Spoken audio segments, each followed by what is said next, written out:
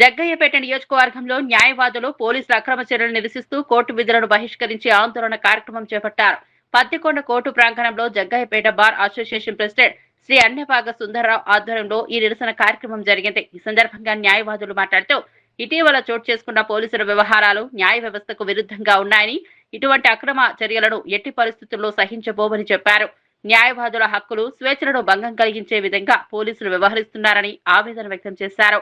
తక్షణమే సంబంధిత అధికారుల జోక్యంతో పోలీసులు అక్రమ చర్యలకు అడ్డుకట్ట వేయాలని డిమాండ్ చేశారు. ఆయన అరెస్ట్ చేయడానికి ప్రయత్నం చేశారు చెప్పగిరి పోలీసులు.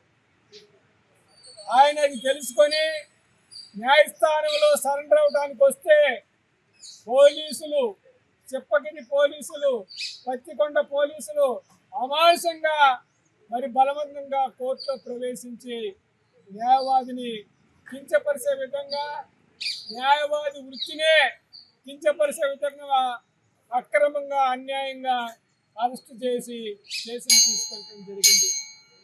అక్కడ న్యాయవాదులు రోడ్డు మీద బైఠాయించారు, అడ్డం తిరిగారు. తిరిగినప్పుడు కూడా న్యాయవాదుల్ని తోసేసి బలత్కారంగా ఆ న్యాయవాదిని తీసుకెళ్ళడం జరిగింది. మేము ఒకటే అడిగేది పోలీసు వారిని కానీ, రాష్ట్ర ప్రభుత్వ, కేంద్ర ప్రభుత్వాన్ని కానీ మేము అడిగేది ఒకటే, మేము న్యాయస్థానంలో ప్రభుత్వ యంత్రాంగంతో పాటు ప్రభుత్వ అన్ని శిక్షా డిపార్ట్మెంట్లతో పాటు మేము కూడా మా ధర్మాన్ని నిర్వహిస్తూ ఉన్నాం. న్యాయస్థానాల్లో న్యాయస్థానానికి వచ్చే ప్రతి బాధితులు కూడా మేము అండగా ఉంటున్నాం. న్యాయ పరిరక్షణ కోసం న్యాయస్థానంతో పాటు మేము కూడా మా ధర్మాన్ని మేము పాటిస్తూ నిర్వహిస్తూ ఉన్నాం. అలాంటి మమ్మల్ని పోలీసు వారి కించపరిచి అమానుషంగా, అవమానకరంగా మా వృత్తికే గొడ్డల పెట్టిగా వ్యవహరించి చేసినటువంటి ఆ సిప్పగిరి ఎస్ఐ మీద, పత్తికొండ ఎస్ఐ మీద వెంటనే చర్య తీసుకోవాలి, డిపార్ట్మెంట్ యాక్షన్ తీసుకోవాలి, వెంటనే వాళ్ళని విధుల నుంచి సస్పెండ్ చేయాలి. న్యాయస్థానంలోకి అక్రమంగా ప్రవేశించడం పోలీసు మాన్యుల్లో ఎక్కడ ఉందో అధికారం? వారికి ఉందా అధికారం?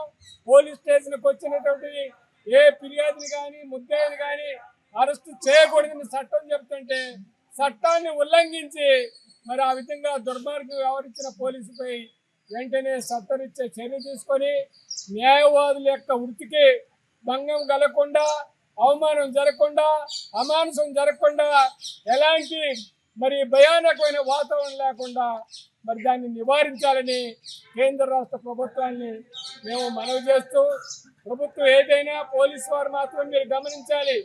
మీ మీద కూడా కేసులు ఉంటాయి.